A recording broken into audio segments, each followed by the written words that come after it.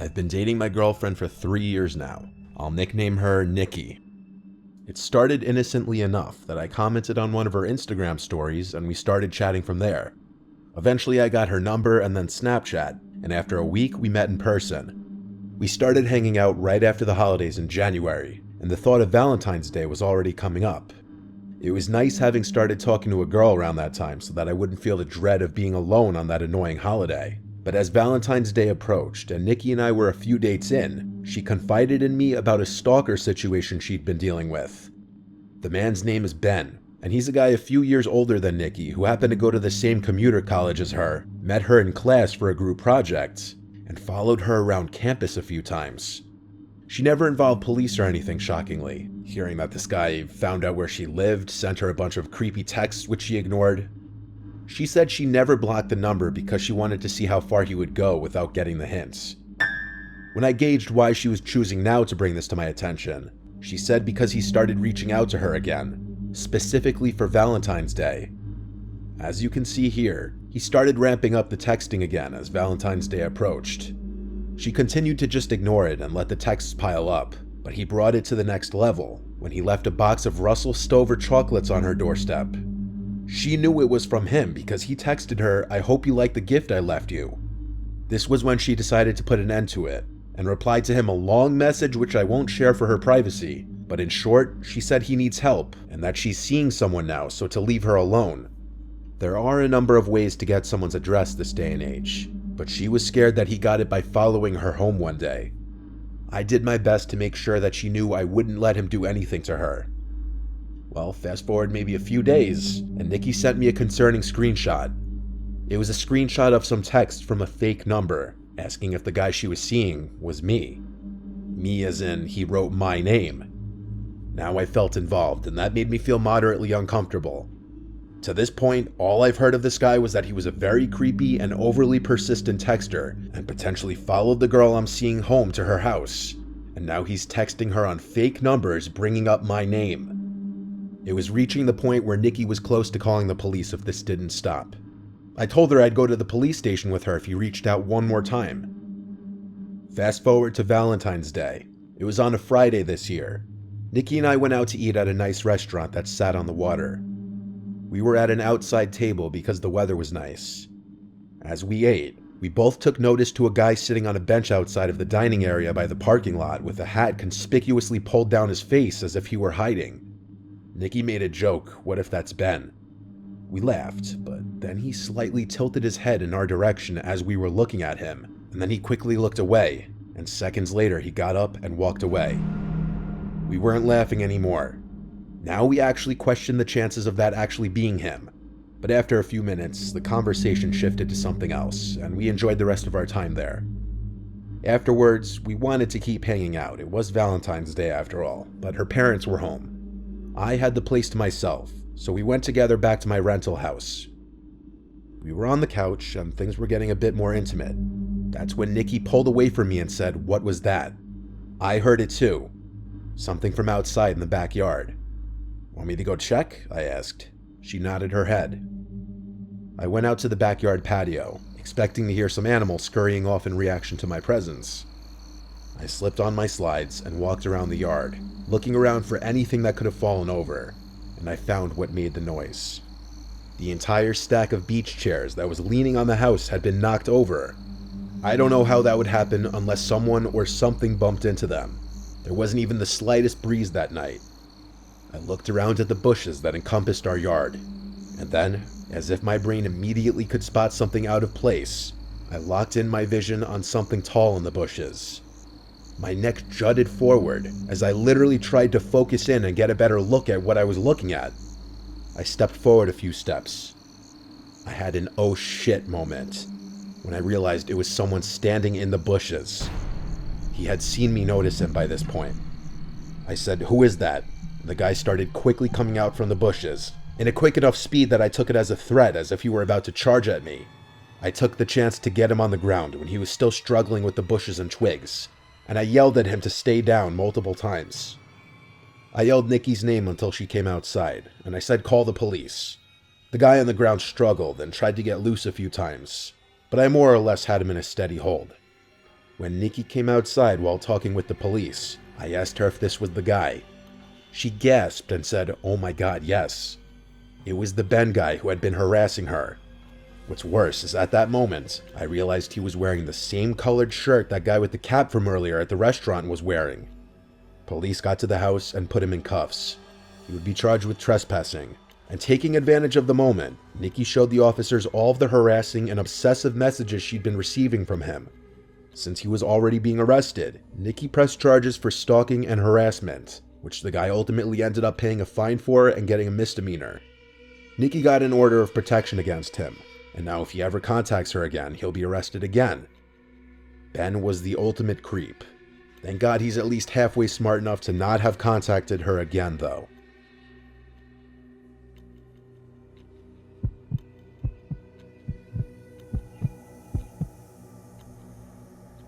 This happened 4 years ago.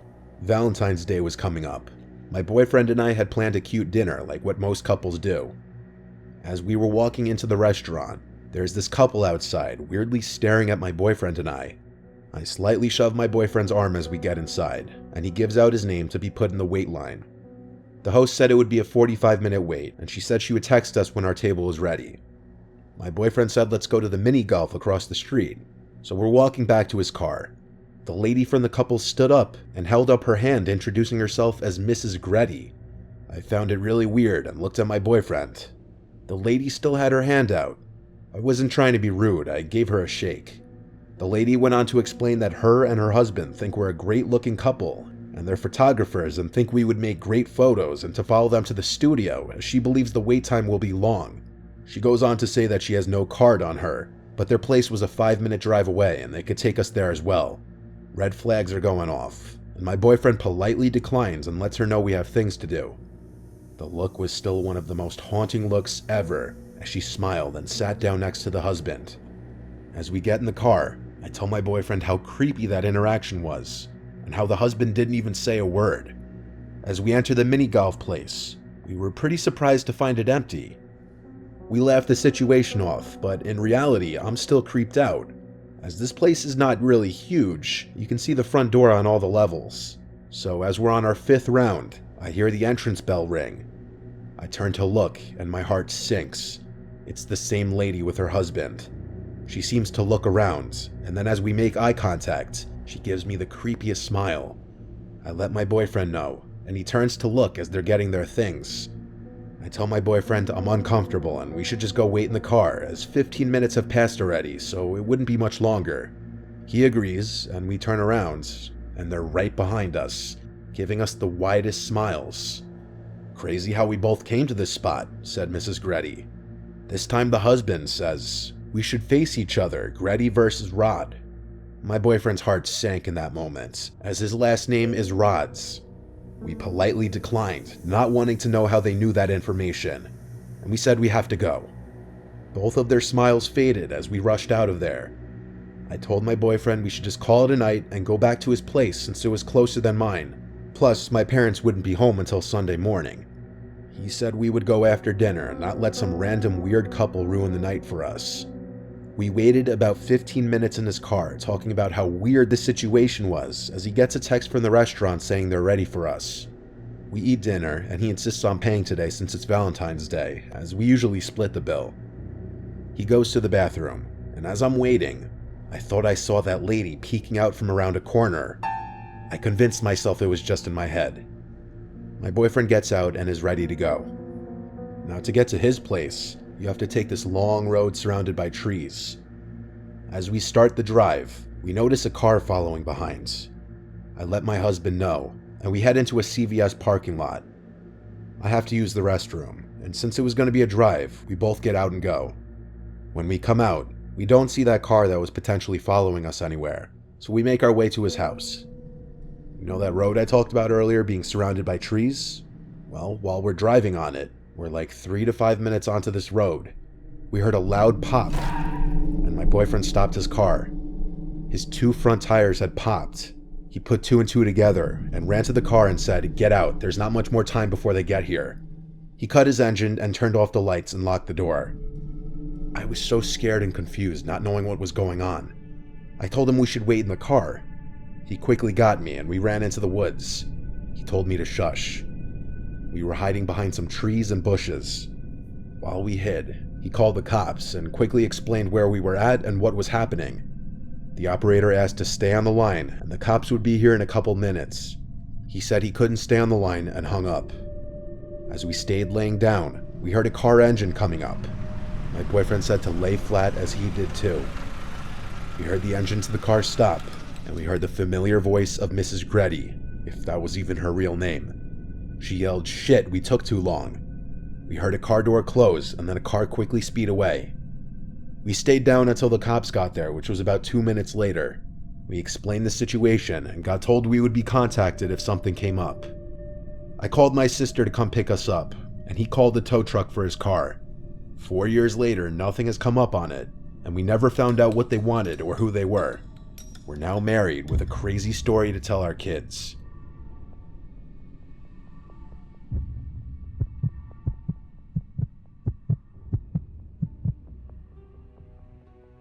During the fall 2018 semester, I was doing some online classes through a pretty prestigious college, but I knew that I would transfer to my hometown 4-year university for the winter semester.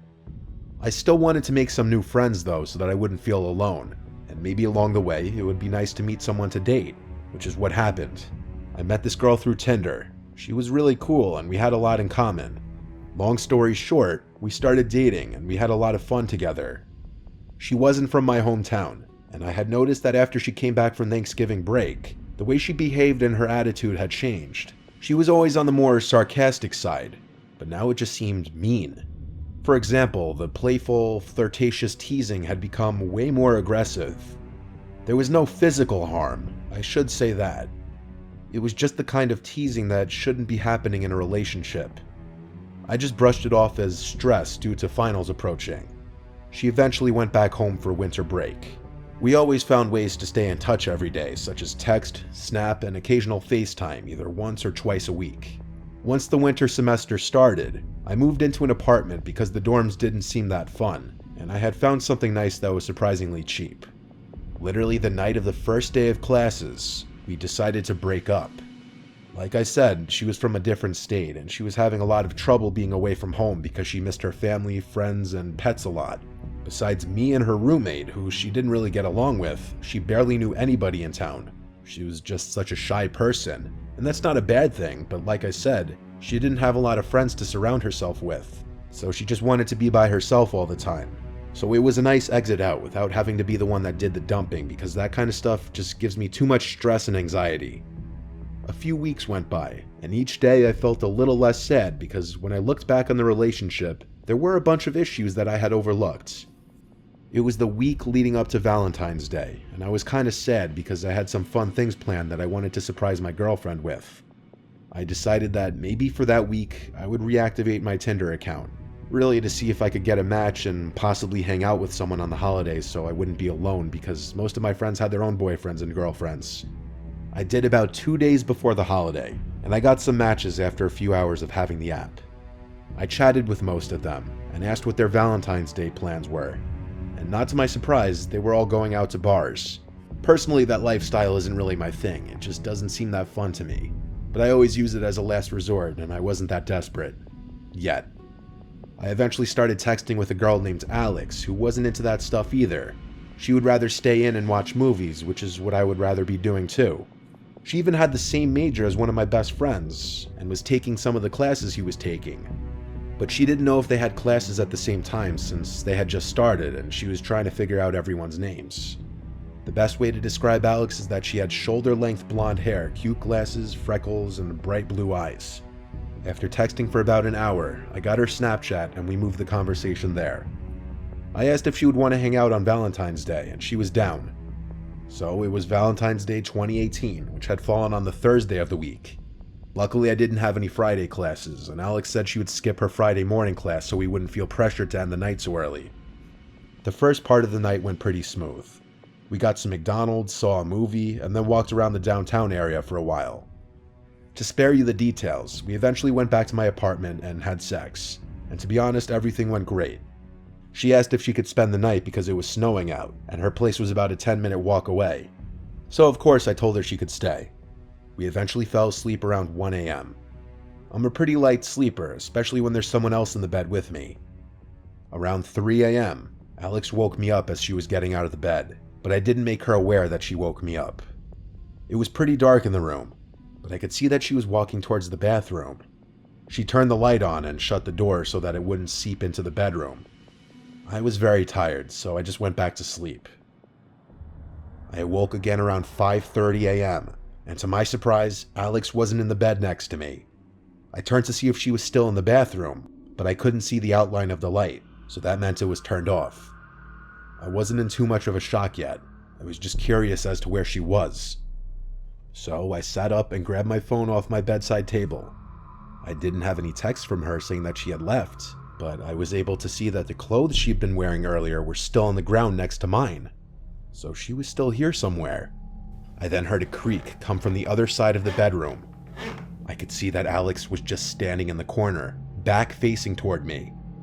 I was really freaked out. I quietly called out her name and asked if she was okay, but there was no response. I turned on the lamp I had on the bedside table. It didn't create too much light, but there was enough. I got out of bed and walked over to her. She was just standing there, not even moving. I was so creeped out, but I wanted to see what was going on. I gently placed my hand on her shoulder and said her name again, and there was no response. There were 10 seconds of silence, and right as I was about to say her name one more time, she turned around at an inhuman speed and started screaming like a maniac and hitting me. It wasn't the hardest of hitting, but I'm kind of a skinny guy, so it hurt a bit. The scariest part is there was no emotion on her face at all. I backed up and fell over onto my bed, and she followed me, still screaming and hitting me. After about 30 seconds of this happening, she ran over to her clothes, grabbed them, and ran out of my apartment.